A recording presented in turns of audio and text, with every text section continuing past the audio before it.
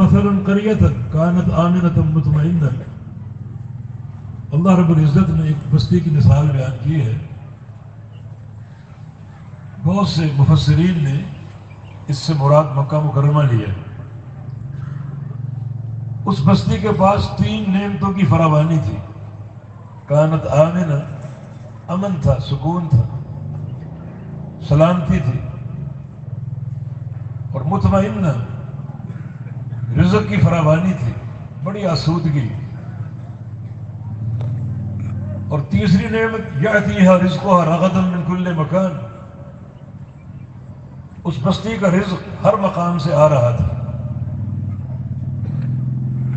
دنیا بھر کے پھل وہاں پہنچ رہے تھے. ابراہیم علیہ السلام کی دعا، نعمت میسر تھی، فراوانی موجود تھی، امن کا دورہ تھا. مگر اچانک اس بستی کے لوگوں میں ایک مرض پیدا ہوا. فکافرت بانعم اللہ، انہوں نے اللہ تعالیٰ کی نعمتوں کی ناشکری کر ڈالی. ناشکری کر ڈالی. فأذاقها اللہ لباس الجوع والخوف، تو اللہ رب العزت نے اس قوم کو 2 لباس پہنا دیے. ایک بھوک کا لباس، دوسرا خوف کا لباس. لباس پورے بدن کو ڈھانپ لیتا ہے، بھوک اور خوف نے بھی اس قوم کو ڈھانپ لیا، اوپر نیچے سے. خوف ہی خوف، بھوک ہی بھوک اس قوم پر مسلط ہو گئی. نعمتوں کی فراوانی ختم ہو گئی. مرض کیا تھا؟ اللہ تعالیٰ کی نعمتوں کی ناشکری. اللہ کے بندو، ناشکری کا پہلا درجہ کیا ہے؟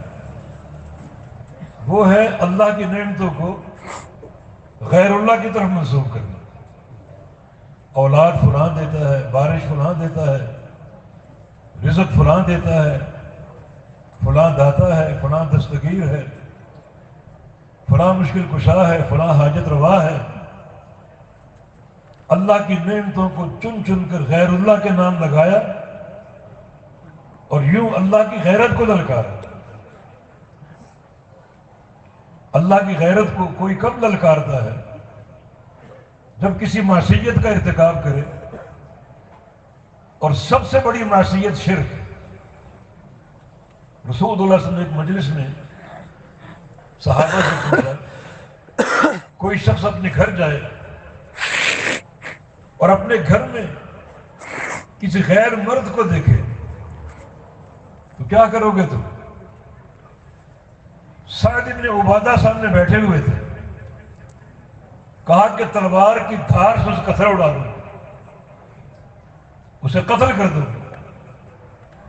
فرمایا کہ انظروا الی غیرت سعد، ذرا سعد کی غیرت تو دیکھو کہ کوئی اس کی غیرت کو ابھارے تو یہ قتل کرنے پر آمادہ ہو جاتا ہے. فرمایا کہ انا اغیر من سعد، میں سعد سے بڑا باغیرت ہوں. کوئی میری نافرمانی کرے گا، میرے واضح دین کے ہوتے ہوئے بدعت کا ارتکاب کرے گا، تو اسے میری غیرت کا نشانہ بننا ہوگا. پھر قیامت کے دن باتیں ہوں گی. اور واللہ اغیر منی، اور اللہ مجھ سے بڑا باغیرت ہے. کوئی اللہ کی غیرت کو دلکارے گا تو اس کو اللہ کی ناراضگی، فتنوں، ابتلاءات، آزمائشوں اور آخرت میں عذاب علیم کا نشانہ بننا پڑے گا. فرمایا کہ غیرت اللہ تعالی ان یاتی العبد ما حرم علیہ ربہ، اللہ کی غیرت تب بیدار ہوتی ہے جب بندہ کسی ایسے کام کا ارتکاب کرے جو اللہ نے حرام کر رکھا ہے. اور سب سے بڑا حرامہ شرک ہے، اکبر الکبائر، ظلم عظیم. جب بندہ شرک کا ارتکاب کرے گا تو سب سے زیادہ اللہ کی غیرت کو درکارے گا. تو اس قوم نے کیا کیا؟ ناشکری کر ڈالی. نعمت اللہ کی تھی، رزق اللہ کا تھا، لباس اللہ کی طرف سے تھا، مال و اولاد اور تجارتی اللہ کی طرف سے تھی، انہوں نے ہر چیز غیر اللہ کے کھاتے میں ڈال دی۔ اولاد فلاں دربار سے ملتی ہے، کھانا فلاں دربار سے ملتا ہے، روزی فلاں دربار سے ملتی ہے، مشکل گھڑی ہو تو فلاں مشکل کشا ہے، فلاں دستگیری کرنے والا ہے، فلاں گنج بخش ہے، خزانے دینے والا۔ اللہ کا ذکر ہی کم از کم کفار قریش کا عقیدہ کیا تھا؟ اللہ بھی دیتا ہے اور یہ بھی دیتے ہیں، اور یہ کہتا ہے کہ خواجہ نہ دے گا تو پھر کون دے گا؟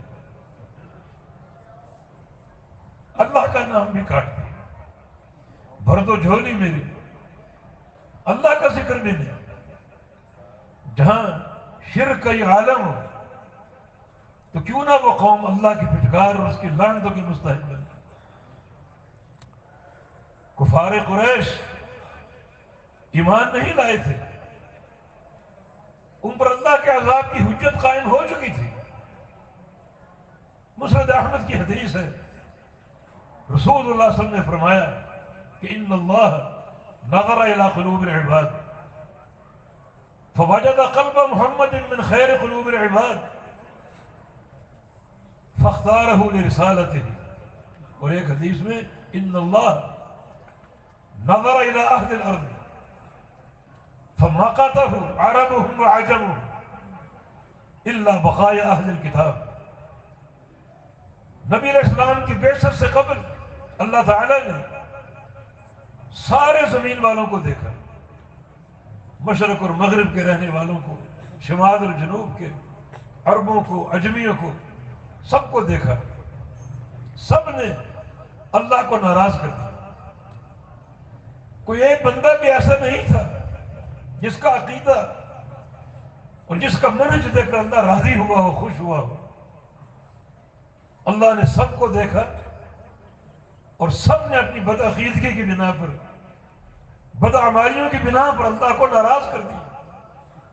مانا اللہ کے عذاب کی حجت قائم ہو چکی تھی۔ ہاں الا بقایا اہل الکتاب، تھوڑے سے اہل کتاب تھے جو صحیح عقیدے پر قائم تھے اور جنہیں دیکھ کر اللہ خوش ہوا۔ باقی پوری دنیا معصیتوں کے سمندر میں غرق تھی اور سب نے اللہ کو ناراض کر دیا۔ اور خاص طور پہ اہل مکہ کا ذکر، یہ ان میں امراض تھے شرک کے اور نافرمانیوں کے، تو اللہ کے عذاب کی حجت قائم ہو چکی تھی۔ وہ الگ بات ہے کہ اللہ تعالیٰ نے عذاب کی بجائے اپنی رحمت کا معاملہ فرما دیا۔ صحیح بخاری کی حدیث ہے، اللہ تعالیٰ کا فرمان حدیث قدسی ہے کہ رحمتی سبقت غضبی، میری رحمت میرے غضب سے پہلے ہے۔ میں قوموں کے ساتھ پہلے اپنی رحمت کا معاملہ کرتا ہوں، اور اگر قوم اپنے آپ کو رحمت کے قابل نہ بنا پائے پھر میرا غضب آتا ہے۔ رحمت کا معاملہ یہ کیا کہ مکہ میں انہی میں سے ایک نبی کو مبعوث فرما دیا جن کا نام نامی محمد ابن عبداللہ صلی اللہ علیہ وسلم۔ وما ارسلناک الا رحمۃ للعالمین، رحمت کا فیصلہ ہو چکا، رحمت کا معاملہ ہو چکا، مگر کفار قریش نے اس رحمت سے فائدہ نہ اٹھایا۔ گناہ تھے، معصیتیں تھیں۔ آج اگر میں تقابل کروں، انہوں نے کلمہ نہیں پڑھا تھا۔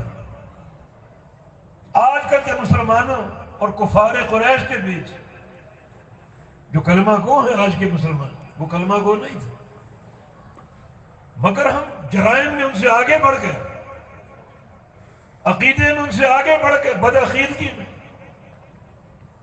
اللہ تعالیٰ کا فرمان وَمَا يُؤْمِنُ أَكْثَرُهُم بِاللَّهِ إِلَّا وَهُمْ مُشْرِكُونَ، جو لوگ ایمان لانے والے ہیں ان کو ٹٹولو گے تو ان میں اکثر مشرک ہوں گے، کلمہ پڑھتے ہیں مگر مشرک، شرک کرنے والے، اور شرک کی گہرائی میں ڈوبے ہوئے، حالانکہ کلمہ گو ہے۔ مثلا آج کے مسلمان سے پوچھو لا الہ الا اللہ کا معنی کیا ہے، غلط معنی بیان کرے گا۔ سب کچھ اللہ سے ہونے کا یقین اور غیر اللہ سے کچھ نہ ہونے کا یقین، یہ کلمہ سب سے افضل ذکر، جنت کی چابی اور توحید کی اساس ہے، اور اس کے معنی کو بگاڑ کے رکھ دیا۔ یہ تو بنیاد ہے توحید الوہیت کی، کوئی الہ نہیں، کوئی معبود نہیں، یہ لا کی تلوار چلتی ہے سارے آستانوں پر، سارے قبوں پر اور سارے درباروں اور مزاروں پر جہاں شرک ہوتا ہے، اس طرف لوگ نہیں آتے۔ بس سب کچھ اللہ سے ہونے کا یقین، غیر اللہ سے کچھ نہ ہونے کا یقین۔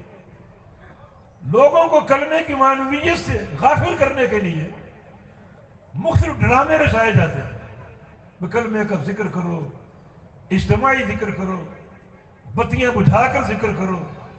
یہ تکلفات کہاں سے آئے؟ اور ذکر کا طریقہ اسپیشل، لا جب کہو تو ناف سے آواز نکالو، پتہ نہیں کیا سسٹم ہے ان کا۔ اور الہ کہتے ہوئے اپنا سانس ناک میں روک لو، ناک سے آواز نکالو اور ناک میں اپنی سانس روک لو کچھ دیر کے لیے، پھر الا اللہ کہتے ہوئے سینے پر ضرب لگاؤ۔ کلیات امدادیہ، شمائل امدادیہ، یہ ذکر کا مصنوعی طریقہ، قبیح ترین بدعت، کئی بدعتوں کا مرکب، تاکہ لوگ اسی چیز میں الجھ جائیں اور کلمے کے معنی پر غور نہ کر سکیں۔ یہ کلمہ کو مسلمان، آئیے مشرکین مکہ کی طرف۔ جب پیارے پیغمبر محمد الرسول اللہ صلی اللہ علیہ وسلم نے کوہ صفا پر کھڑے ہو کر پہلی دعوت دی، ایھا الناس قولوا لا الہ الا اللہ، لوگوں کہو لا الہ الا اللہ۔ کفار نے سنی، سارے کفار جمع ہو گئے تھے۔ نبی علیہ السلام نے پہاڑ پر کھڑے ہو کر واہ سباہا کہا۔ یہ کوڈ ورڈ تھا کہ جو شخص یہ واہ سباہا کہے گا پہاڑ پہ چڑھ کے، معنی اس کے پاس بڑی اہم خبر ہے۔ یہ آواز مکہ کے گھروں میں گئی، لوگوں نے کہا کہ پہلی بار محمد نے واہ سباہا کہا صلی اللہ علیہ وسلم، یقیناً کوئی بڑی اہم اور ہولناک خبر ہے، وہ صادق اور امین ہے۔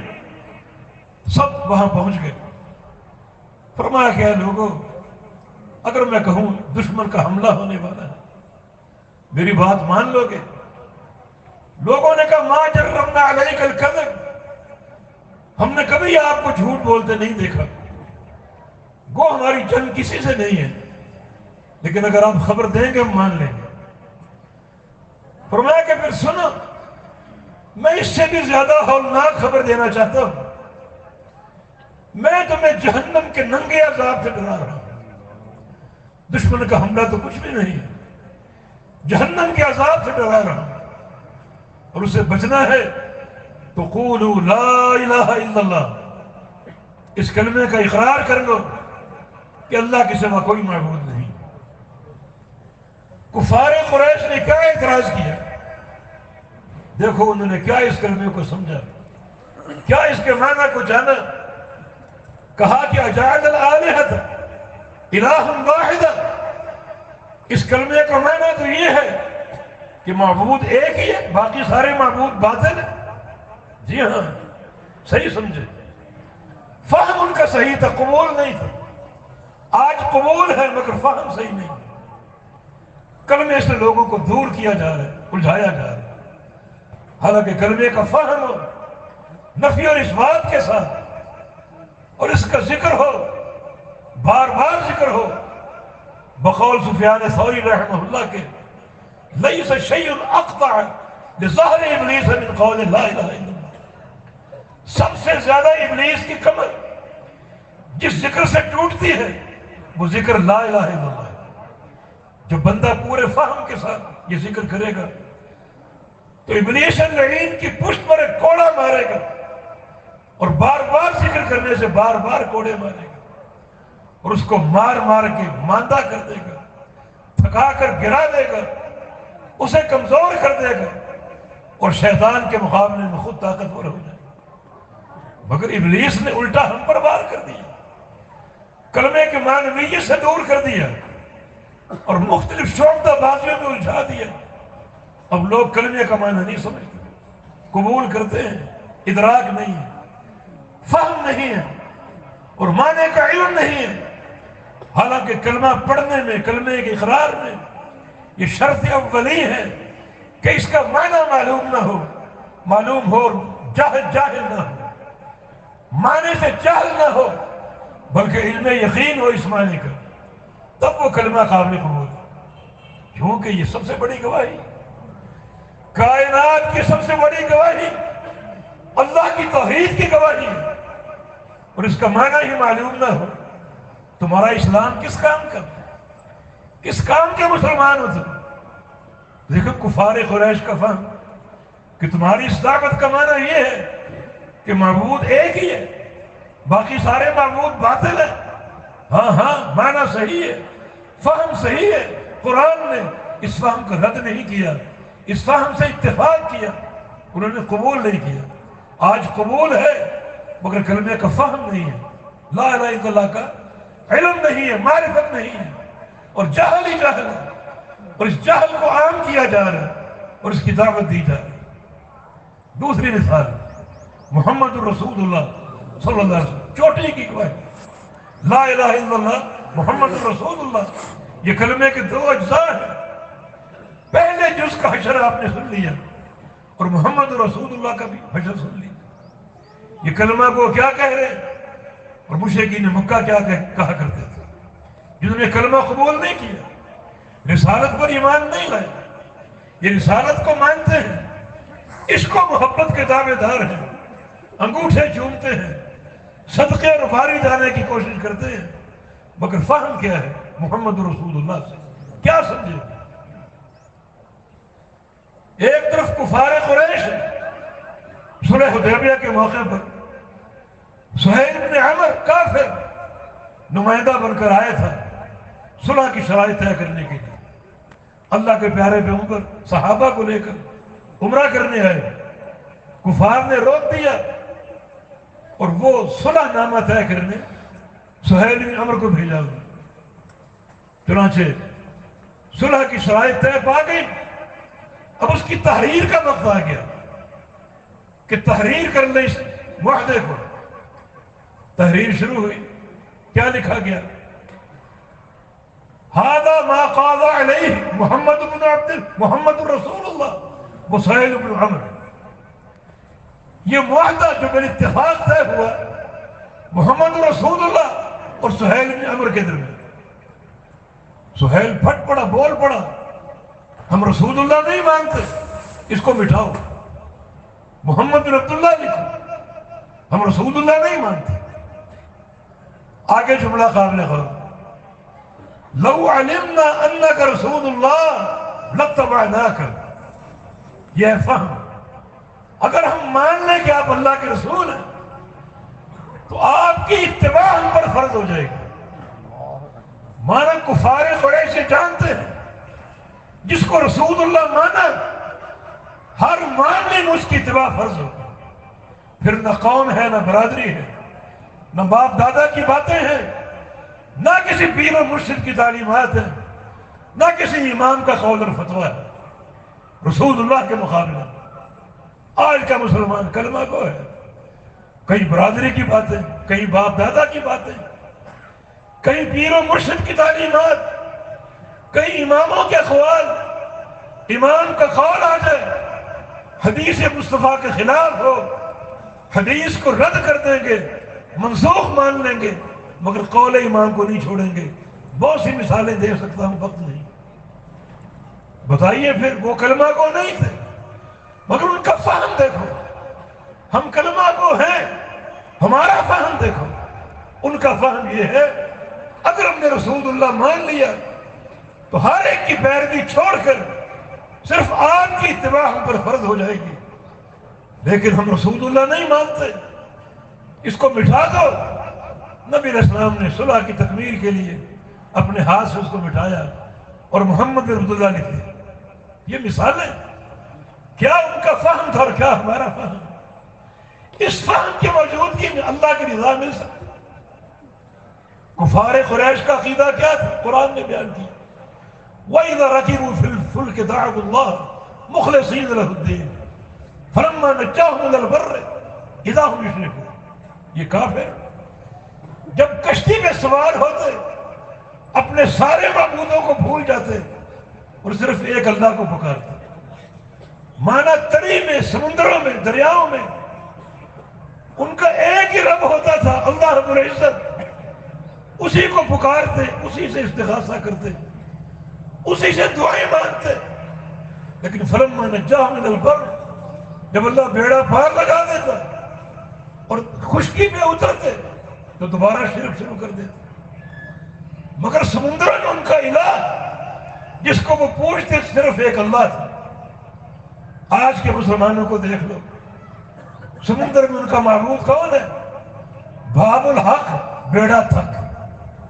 بیٹھیں گے اور باب الحق کو پکاریں گے.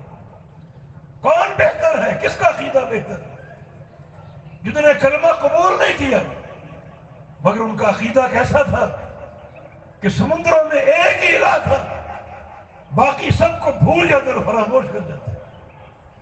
جہاں بدعقیدگی کی کئی عالم ہو وہ قوم خوشحال ہو سکتی ہے. وہ قوم تو بہت سے فتنوں اور امراض کا شکار ہو، اور یقیناً یہ تباہی اور بربادی کی داستان ہے. ایک اور مثال دیکھیے، کفار قریش کا عقیدہ کیا تھا؟ توحید کے تعلق،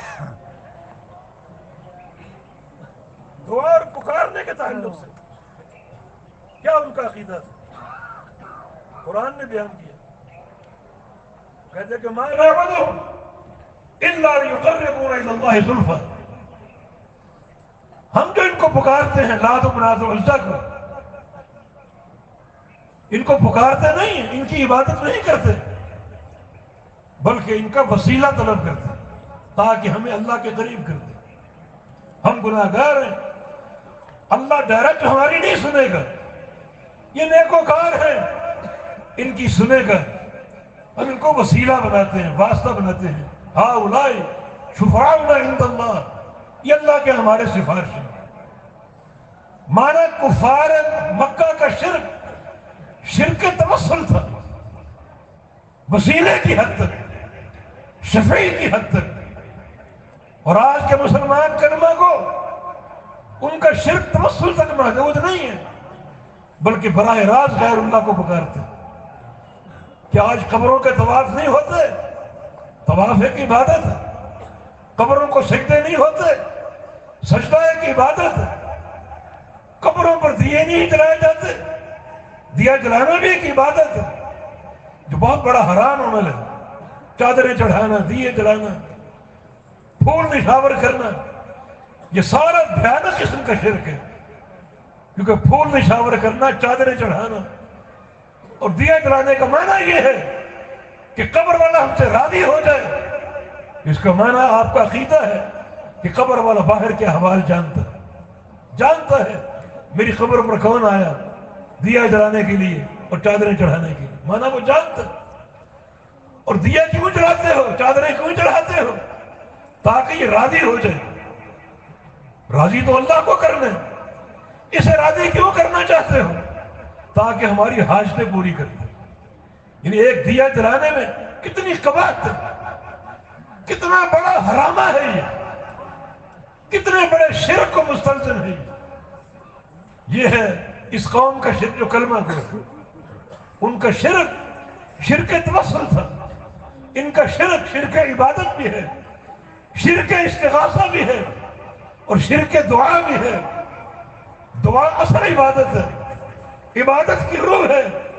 جب غیر اللہ کو پکارو گے، غیر اللہ سے مانگو گے، حاجتیں طلب کرو گے، تو جو دین اسلام کی روح ہے، توحید کی روح ہے، اس کو اپنے مسح کر کے رکھیں. کفار قریش کا عقیدہ کیا تھا؟ ان کے ہاں سب سے بڑی قسم اللہ کی قسم تھی. غیر اللہ کی قسم وہ جھوٹی کھا لیتے تھے اللہ کی قسم جھوٹی نہیں کھاتے تھے، اللہ کا احترام تھا، اللہ کی تعظیم تھی، اس کی ہیبت کا اعتراف تھا، سب سے بڑی قسم اللہ کی تھی۔ آج کے کلمات کو دیکھ لو، اللہ کی قسم کھانے میں کوئی بات نہیں ہوگا، لیکن ان کو بابے کی قسم نہ دینا۔ بابے کی قسم جھوٹی کھا لی، ہمارا ستیہ ناش ہو جائے گا، ہمارا بیڑا غرق ہو جائے گا۔ تو کون بہتر ہوا؟ وہ کلمے کے منکر یا کلمے کا اعتراف کرنے والے۔ جاہلی شعراء کو اٹھا کر دیکھو، ان کے ہاں یہ تصور تھا اللہ کے عرش کا، ان کے ہاں تصور تھا اللہ کے علو کا۔ اللہ آسمانوں پر ہے، اس بات کا اظہار ان کے اشعار میں بھی ہے، نثریہ کلام میں بھی ہے۔ اور آج کے کلموں کو مسلمانوں کو دیکھ لو، کوئی کہتا ہے اللہ لا مکان ہے، نعوذ باللہ، اللہ کا مکان ہی نہیں۔ الرحمن وعلی العرش استوى، رحمان اپنے عرش پہ مستوی ہے، وہ اس کی ذات کا مکان ہے۔ آج کیا کہتے ہیں؟ اللہ کا مکان ہی نہیں۔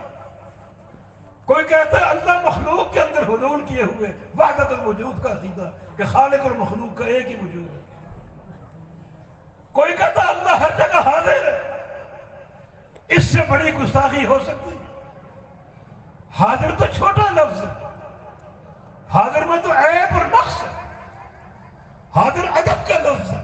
شاگرد کہتا ہے حاضر جناب، ملزم عدالت میں حاضر ہوتا ہے، جج تشریف لاتا ہے، ملزم حاضر ہوتا ہے۔ ملزم ایک جو ہے وہ ایک جرم کی نشاندہی کرتا ہے، وہ حاضر ہو گیا۔ حاضر ایک چھوٹا لفظ ہے، اس میں نقص ہے، اس میں تواضع ہے۔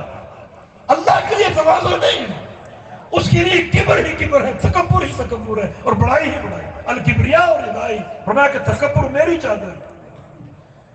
فرمایا کہ میں نے یہ تقسیم کر رکھی ہے، ہر قسم کی بڑائی میرے لیے ہے، ہر قسم کا تکبر میرے لیے ہے، اور تواضع میری مخلوق کے لیے۔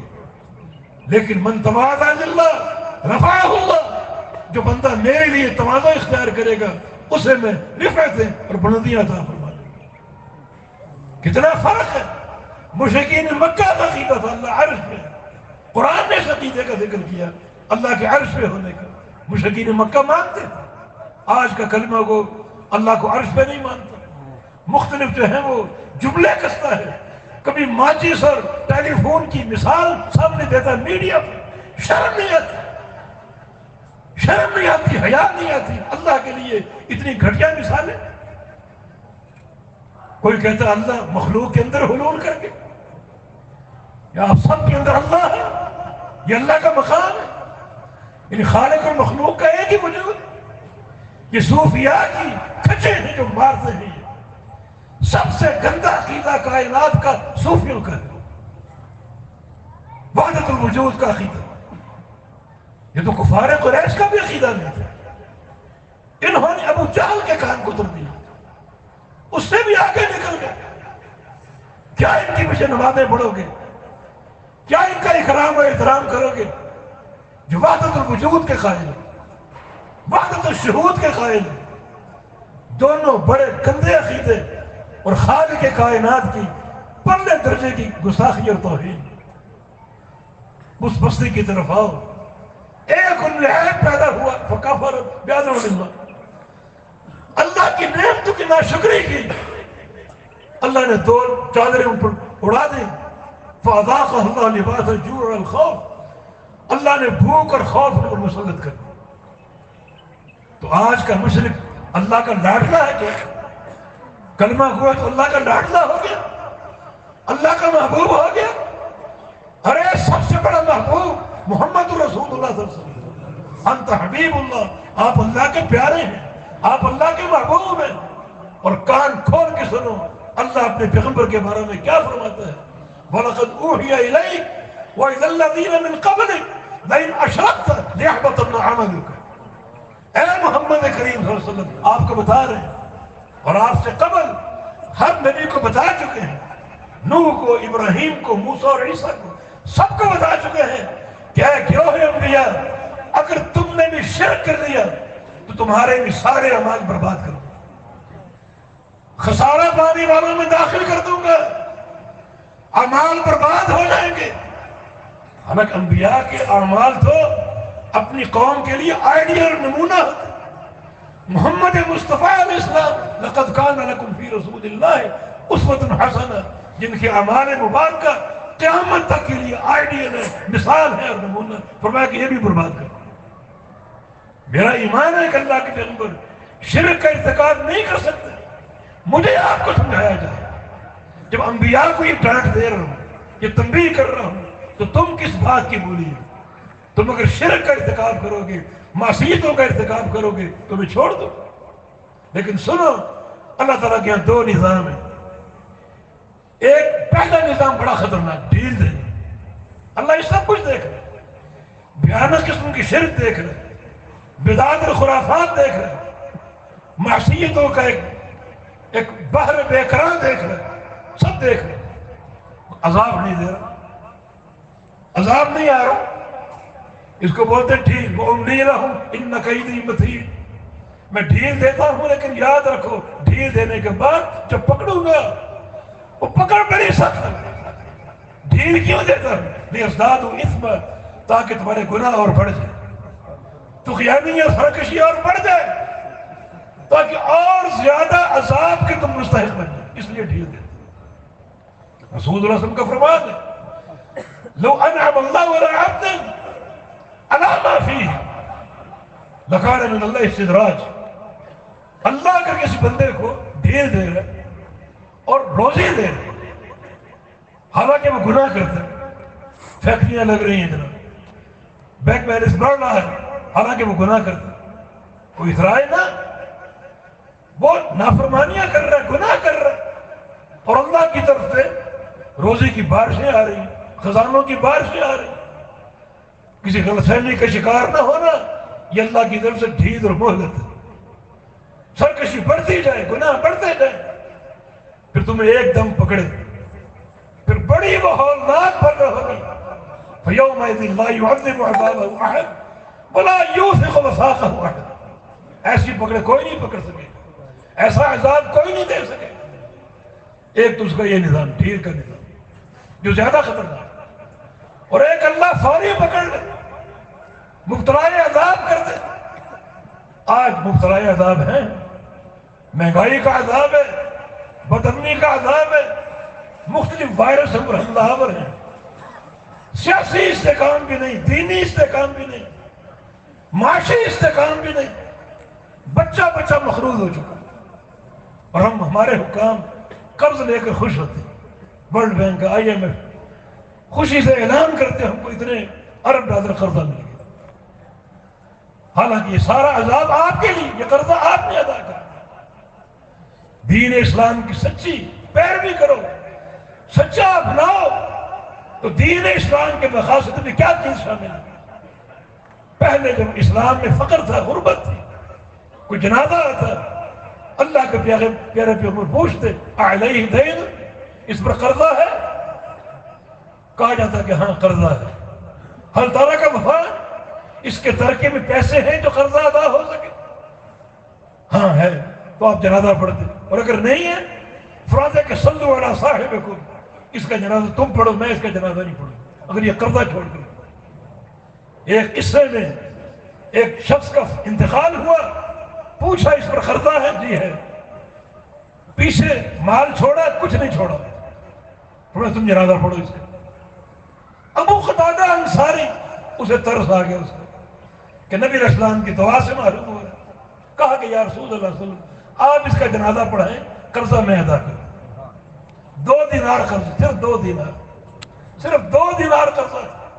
اور مسند احمد کی حدیث ہے، 2 دن بعد اللہ کے نبی ملے، پوچھا ابو قتادہ قرضہ ادا کر دیا؟ عرض کیا کہ نہیں، وقت نہیں ملا. تیسرے دن میں نے قرضہ ادا کر دیا؟ جی کر دیا. فرمایا کہ الآن برغت علیہ جلدہ، اب تو نے اس کی قبر کو ٹھنڈا کیا، اب قبر ٹھنڈی ہوئی ہے. یہ ایک لمحہ تھا، یہ وقت تھا ایک دین اسلام پر. اسلام میں غربت تھی، اسلام میں قلت عیش تھی، اور مخروض صحابہ کے جنازے نہیں ہوتے تھے، اللہ کے پیغمبر نہیں پڑھتے تھے، عام لوگ پڑھتے. لیکن پھر اسلام مستحکم ہو گیا، دنیا سے مال آ رہا ہے توحید کی برکت سے، اتباع سنت کی برکت سے. اب پیارے پیغمبر کا اعلان کیا تھا؟ من تارا کا مادل فل ورثتی، اب کوئی بندہ اگر فوت ہو پیچھے مال چھوڑ دے، ترکہ چھوڑ دے، وہ اس کے وارثوں کا ہے۔ ومن تارا کا دین فعلی قضاؤہ، اور کوئی بندہ اگر قرضہ چھوڑ دے، مقروض مرا ہے، اس قرضے کی ادائیگی محمد کرے گا صلی اللہ علیہ وسلم۔ یہ ہمارے حاکم تھے، یہ توحید کی برکت ہے، عقیدے کی صفائی کی برکت ہے۔ آج تم صبح اٹھتے ہو قرضہ بڑھ چکا ہوتا ہے، رات کرتے ہو قرضہ بڑھ چکا ہوتا ہے۔ ایک وہ دور سے ایک آج کا دور۔ امیر المومنین عمر بن خطاب رضی اللہ عنہ مختلف علاقوں کے گورنر خط لکھتے، امیر المومنین کیا کریں؟ بے تحاشا مال آ چکا، بے تحاشا خزانے آ چکے، حتیٰ کہ سرکاری گودام سارے بھر گئے، رکھنے کی جگہ نہیں۔ کیا کریں اس مال کا، کیا کریں؟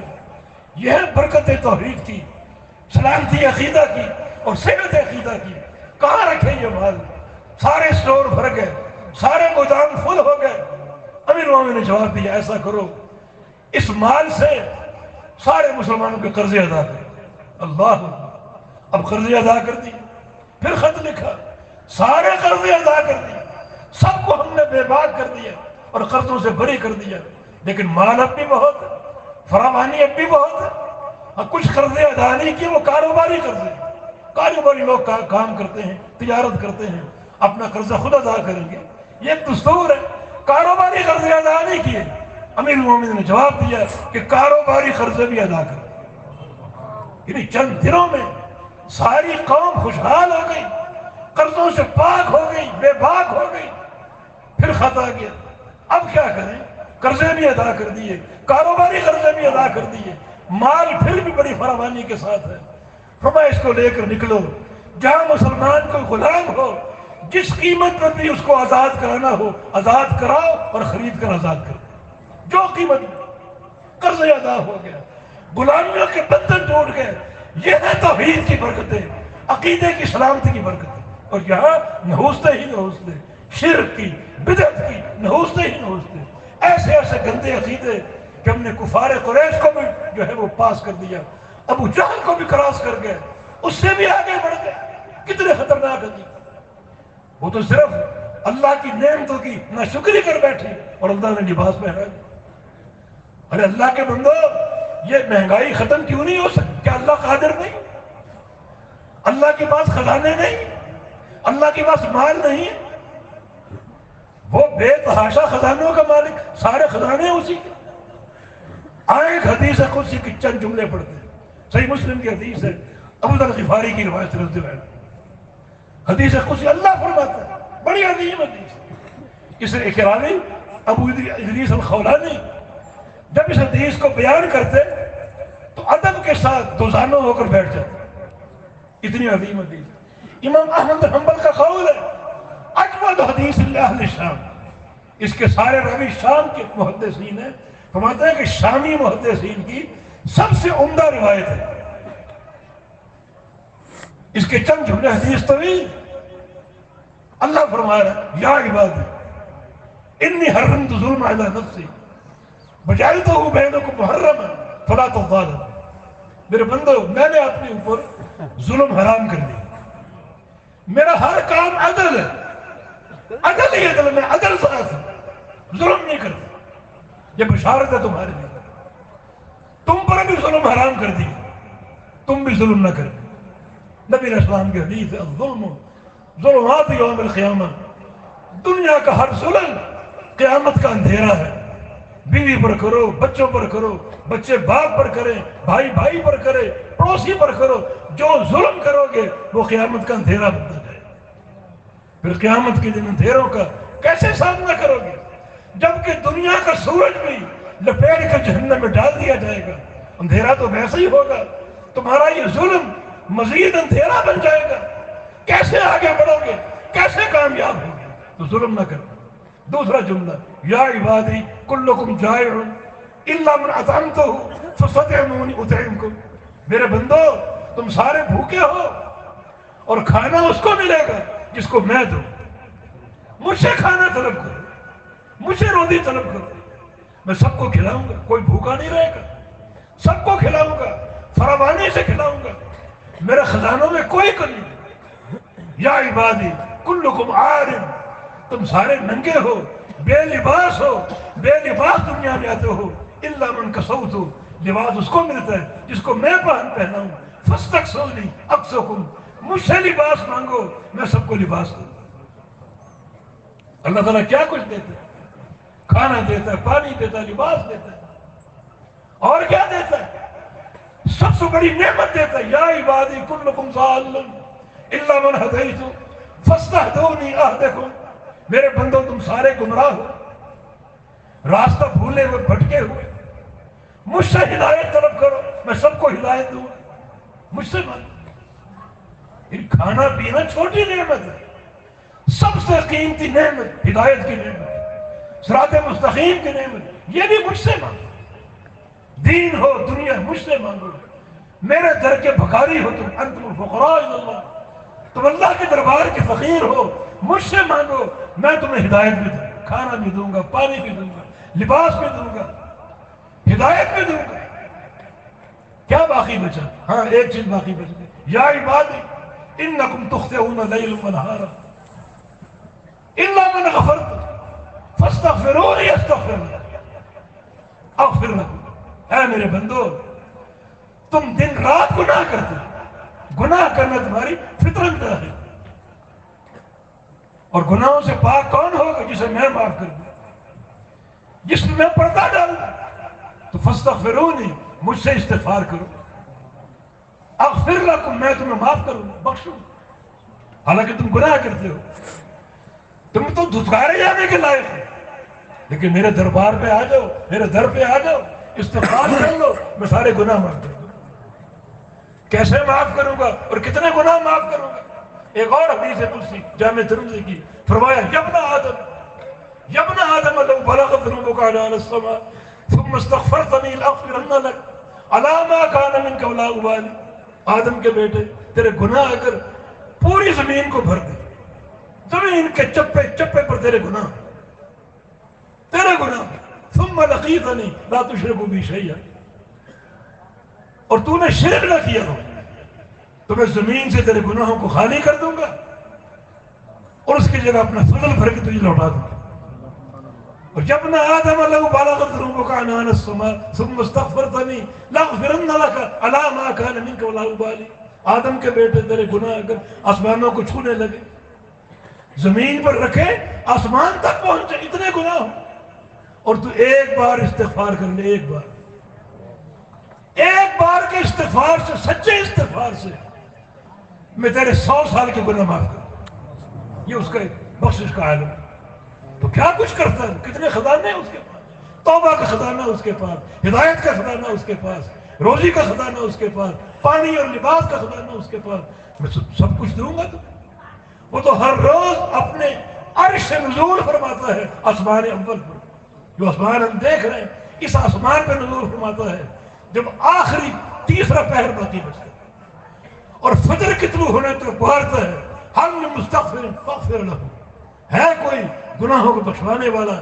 میں گناہ بخشنے آیا ہوں. حل من مسترزق فارزقہ، کوئی روزی کا طالب ہو، میں روزی دینے آیا ہوں. حل من سائل فاعطیہ، کوئی سائل ہو، میں اس کو عطا کرنے آیا ہوں. حل من مستشفی فاشفیہ، کوئی ہے بیمار، شفا کا طالب، مجھ سے شفا مانگ لو، میں شفا دینے آیا ہوں. یہ وہ رب ہے، یہ وہ رب ہے. اس سے مانگو، اس کی توحید کا اقرار اور اعتراف کرو، اللہ راضی ہوگا، خوش ہوگا اور عطا فرمائے گا. اب سن لو میرے خزانے کیسے. فرمایا کہ یا عبادی لو ان اولکم وآخرکم وانسکم وجنکم کانوا فی صعید واحد فسألونی فأعطی کل واحد مسألة ما نقص ذلك مما عندي الا ما ينقص النخلة من الماء اذا ادخل في البحر. آدم کے بیٹو، میرے بندو، تمہارے اگلے پچھلے سارے لوگ آدم علیہ السلام کے بعد جتنے پیدا ہو کے مر گئے، وہ زندہ ہو کر آئے. جو آج موجود ہے وہ بھی آ جائے، جنہوں نے قیامت تک پیدا ہونے وہ بھی آ جائے، انسان بھی اور سارے جن بھی. جنوں کی تعداد زیادہ انسان بھی آ جائیں، جن بھی آ جائیں، اگلے پچھلے سارے فی صعید واحد، ایک میدان میں جمع ہو جائیں. اور پھر کیا کریں؟ ثم سألونی، مجھ سے مانگنا شروع کر دیں، جو چاہے مانگے، حکومتیں مانگے، اقتدار مانگے، سونے چاندی کے ڈھیر مانگے، خزانے مانگے، ہدایت مانگے، جو چاہے مانگے، ایک ہی وقت میں مانگے، لائن نہیں لگانی، کبھی میری باری بھی فلاں کی باری، ایک ہی وقت میں مانگے، اپنی زبان میں مانگے، عربی ہو، انگلش ہو، اردو ہو، پنجابی ہو، سرائکی، جو بھی زبان ہو اس میں مانگے، اور میں سب کو فوراً دیتا جاؤں، دیتا جاؤں، دیتا جاؤں۔ یہ کھربوں اور کتنے کھربوں کے کھرب انسان اور جن سارے ایک ہی وقت میں مانگے، جو چاہے مانگے، اپنی زبان میں مانگے، میں سب کو دیتا جاؤں۔ سب کو دینے کے بعد کیا ہوگا؟ ما نقص ذلک مما عندی، میرے خزانے میں اتنی کمی بھی نہیں آئے گی جیسے بحر زخار ہو، سمندر ہو، اس میں سوئی ڈبو کر نکال، وہ سوئی کتنا پانی کم کرے گی؟ اتنی کمی بھی نہیں آئے گی میرے خزانے میں۔ مجھے اپنی مخلوقات کا علم ہے، سب کو روزی پہنچانے پر قادر۔ میرے علم کی توہین نہ کرو۔ موسیٰ علیہ السلام اور خضر علیہ السلام کا واقعہ، وہ طویل واقعہ، کشتی پر ایک پرندے کو دیکھا، پرندے نے اپنی چھوٹی سی چونچ میں پانی بھرا، کتنا پانی آیا؟ خضر علیہ السلام نے کہا موسیٰ ان علمی بعلمک علم الخلائق، میرا علم اور تیرا علم اور ساری کائنات کا علم، جس میں انسان بھی، جن بھی، فرشتے بھی، علماء بھی، سائنسدان بھی، انجینئر بھی، ساری کائنات کا علم اور میرا اور تیرا علم اللہ کے مقابلے میں ایسے ہے جیسے سمندر کے مقابلے میں پرندے کی چونچ کا پانی۔ کیا اس کا علم ہے؟ ہر شے جانتا ہے، روزی پہنچانے پر قادر ہے۔ اس سے تعلق کھڑا کرو، تعلق راسخ کرو، اس کو راضی کرو۔ راضی کرنا مشکل نہیں ہے، اس کی توحید کو مان لو، اس کے رسول پر ایمان لے آؤ، دو ہی اس کے تقاضے ہیں، بڑا جلدی راضی ہوتا ہے۔ ایک لمحے میں اللہ تعالیٰ کو منانا ممکن ہے، ایک لمحے میں اللہ کو راضی کرنا ممکن ہے۔ اس وقت ناراض ہے، تمہاری بدعقیدگی، تمہارا شرک، تمہاری بدعات کا سمندر، اللہ ناراض ہے، اور تم پلٹنے کی بجائے، غور و فکر کی بجائے، رجوع کرنے کی بجائے اپنے حکام کو گالیاں دے۔ یہ مہنگائی انہوں نے کھڑی کی، یہ فتنے ان کی بنا پر۔ قرآن کا تصور یہ نہیں ہے۔ ہاں یہ بات ضرور ہے کہ اعمالکم اعمالکم، جیسے عمل کرو گے ویسے حاکم مسلط ہو جائیں گے، وہ بھی ایک عذاب کی شکل، مگر قصور وہاں بھی تمہاری بدعمالی اور تمہاری بدعقیدگی کا۔ تو حکمت یہ ہے لعلہم یرجعون، ہم یہ عذاب چکھاتے ہیں تاکہ تم لوٹو، رجوع کرو، پلٹو، سوچو اور غور کرو، لمحہ فکریہ اختیار کرو کہ مجھے کیا کرنا چاہیے، فوری توبہ کر کے اصلاح کرنی چاہیے۔ اللہ تعالیٰ بڑی جلدی مان جاتا ہے۔ اس نے 100 افراد کے قاتل کو، حالانکہ صرف سفر شروع کیا تھا، توبہ نہیں کی تھی، اللہ نے اس کی دل کی ندامت کو بھانپ لیا، اندر سے نادم ہے، اندر سے شرمندہ ہے۔ رسول اللہ صلی اللہ علیہ وسلم کا فرمان ہے الندم التوبہ، ندامت بذات خود توبہ ہے۔ توبہ کرنے جا رہا تھا، نادم تھا، پشیمان تھا، لوگوں سے پوچھتا پھر رہا تھا حل لی من توبہ، حل لی من توبہ، میری توبہ ہے یا نہیں، اللہ مجھے معاف کرے گا یا نہیں کرے گا۔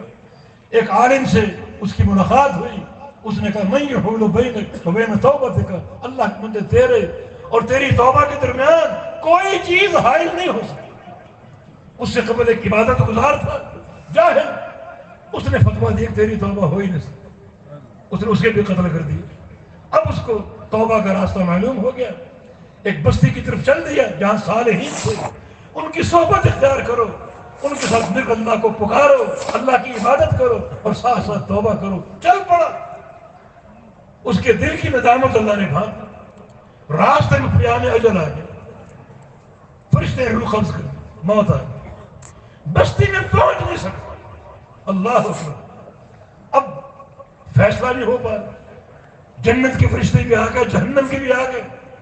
جہنم کے فرشتوں کا موقف یہ تھا کہ اس نے توبہ کی نہیں، جا رہا تھا توبہ کی نہیں، اور جنت کے فرشتوں کا موقف یہ تھا، یہ نادم تھا، پشیمان تھا اور توبہ کی طرف جا رہا تھا، اس کی توبہ ہونی چاہیے۔ اللہ نے ایک اور فرشتے کو بھیجا انسانی شکل میں، جاؤ جا کر فیصلہ کرو۔ فیصلہ بھی بتا دیا کہ دونوں زمینوں کو ناپو، ایک اس کی قتل کی زمین ہے، گناہوں کی زمین، اس کو ناپو، اور ایک اس کی توبہ کی سرزمین، جو قریب ہو اس کے مطابق فیصلہ کرو۔ ایک حدیث میں پڑھا میں نے، اس کے پاؤں قریب تھے معصیت کی زمین کے، قتل کی زمین کے، اور اس کا دل قریب تھا توبہ کی زمین۔ اور دل رئیس الآثار، دل رئیس الآثار، دل سے ناپو۔ جب دل سے ناپا گیا تو توبہ کی زمین 2-4 ہاتھ کم نکلی۔ مدبر کون ہے؟ اللہ۔ تدبیریں کرنے والا کون؟ اللہ رب العزت۔ اللہ نے اس کو ایسا گرایا کہ اس کا دل سرزمین توبہ کے قریب ہو گیا اور اس کے پاؤں معصیت کی زمین کے قریب ہو گیا۔ یہ دل اشرف الاعضاء، اشرف الاعضاء، اور ایک محل ہے تقویٰ کا، تعلق باللہ کا۔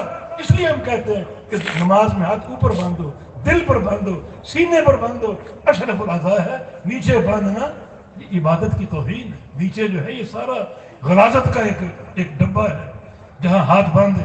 یہ کیسے ممکن ہے؟ آپ کسی سے بات کریں، بہترین غالیچے ہوں، بہترین قالین ہوں، بہترین ڈرائنگ روم ہو، وہاں بیٹھ کے بات کریں، اور اللہ سے بات کرنے کے لیے گٹر کے تھانے پر کھڑے ہو کر بات کریں۔ یہ اللہ کی توہین نہیں؟ تو دل اشرف الاعضاء، اور وہ گرا تو ایسا گرا جس کا دل توبہ کی زمین کے قریب تھا، اس کے مطابق فیصلہ ہوا، اس کی روح جنت کے رشتے لے کر سیدھا جنت میں پہنچ۔ اللہ کی رضا، اللہ تعالیٰ کے وعدے۔ تو شریعت موجود ہے ساری سماعتوں کے ساتھ، ساری برکتوں کے ساتھ۔ لعلہم یرجعون، لوٹ آؤ، توبہ کر کے لوٹ آؤ، شرک کو چھوڑ کر لوٹ آؤ، بدعات کو چھوڑ کر لوٹ آؤ، نیک راستہ چن لو، نیک راستہ منتخب کر لو۔ اگر توحید خالص ہوگی تو یہ قیامت کی نجات کا راستہ ہے، جنت کے حصول کا راستہ ہے۔ اس کے علاوہ کوئی راستہ کامیابی کا نہیں ہے۔ لا الہ الا اللہ، اس کا فہم کامیابی کا راستہ۔ صحیح بخاری کی حدیث ہے، ابو ہریرہ رضی اللہ عنہ نے نبی علیہ السلام سے پوچھا، من اسعد الناس بشفاعتک یوم القیامہ، آپ قیامت کے دن کس کی شفاعت کریں گے، کس کی سفارش کریں؟ آج ہمارے ہاں اس کے مختلف نظریات ہیں۔ کوئی قصیدہ کہہ لو آپ کی شان میں، شفاعت مل جائے گی۔ محفل میلاد منا لو، شفاعت مل جائے گی۔ قرآن و حدیث میں کہیں نہیں۔ سنو آپ کا جواب کیا تھا، فرمایا اسعد الناس بشفاعت یوم القیامہ من قال لا الہ الا اللہ خالصا من قلبہ، صرف وہ بندہ میری شفاعت کا حقدار ہوگا جس نے لا الہ الا اللہ پڑھا، سمجھا، یقین کے ساتھ، تصدیق کے ساتھ، یقین کامل اور تصدیق جازم کے ساتھ، علم کے ساتھ، ادراک کے ساتھ، وہ میری شفاعت کا مستحق ہوگا۔ توحید، عقیدہ توحید۔ نبی علیہ السلام کا فرمان ہے قیامت کے دن ایک مومن جو لا الہ الا اللہ پڑھنے والا اس کو لایا جائے گا، اور ساتھ ایک یہودی، دونوں اکٹھے۔ اللہ تعالیٰ فرمائے گا اے مسلمان مومن، تو موحد تھا مگر گناہ بھی کرتا تھا، تیرے گناہوں کا تقاضا یہ ہے تو یہ جہنم میں ڈال، مگر تو موحد بھی، صاحب توحید بھی، تیری توحید کا تقاضا جنت ہے۔ تو یہ مختلف دو چیزیں ہوگی، گناہ جہنم کے متقاضی ہیں اور توحید جنت کی۔ تو میں تیرے سارے گناہ اس یہودی کے سر پہ ڈال کے اس کو جہنم میں دوہرا عذاب دوں گا، اور تجھے تیری توحید کی برکت سے جنت میں داخل کروں گا۔ لا الہ الا اللہ، اللہ کی توحید، اللہ تعالیٰ کی معرفت۔ تو جو اللہ توحید پر جنت دے گا، جو سب سے مہنگی نعمت، سب سے قیمتی نعمت، وہ دنیا کی نعمتیں نہیں دے گا۔ یہ مہنگائی ختم نہیں کرے گا، دنیا کی فراوانی نہیں دے گا، یقیناً دے گا۔ اعتماد ہو، یقین ہو، توکل ہو، اللہ تعالیٰ کی معرفت ہو، توحید کا فہم اور ادراک ہو، ان سارے تقاضوں اور ان ساری شرائط کے مطابق۔ اللہ ہمارے دلوں کو، سینوں کو توحید کے نور سے بھر دے۔ اللہ ہمارے ظاہر کو اپنے پیارے پیغمبر کی سنت سے بھر دے۔ اللہ ہمارے دلوں میں اپنی محبت پیدا فرما دے، اپنے حبیب کی محبت پیدا فرما دے۔ اللہ ہمیں ہدایت پر قائم رکھے۔ یا اللہ، جو طوفان ہمارے ملک میں اٹھا ہے، مہنگائی کا، بدعملی کا، بدامنی کا، اور بڑا ایک ضعف اور اضمحلال ہے، اقتصادیات کا بھی، سیاسیات کا بھی، اخلاقیات کا بھی، یا اللہ یہ سارے دور فرما دے۔ یا اللہ ہم کو توحید کامل کی معرفت دے دے، ہم بھولے پھٹکے ہیں، ہماری قوم کو ہدایت دے دے، اور اس کے چپے چپے پر توحید قائم فرما دے۔ توحید کے نام پر ملک تو لے لیا، لیکن آج تک اس ملک میں توحید کو داخل ہونے نہیں دیا۔ یہ ہماری سزا ہے، یہ ہم اسی عذاب اور اسی نتیجے کے مستحق ہیں۔ اللہ ہم پر رحم فرمائے، اللہ ہم کو علم جو ہے وہ کامل عطا فرما دے. اللہ ہم کو علم نافع عطا فرما دے, عمل کی پوری توفیق عطا فرما دے. اقول قولی ھذا واستغفر اللہ لی ولکم واخر دعوانا الحمد للہ رب العالمین.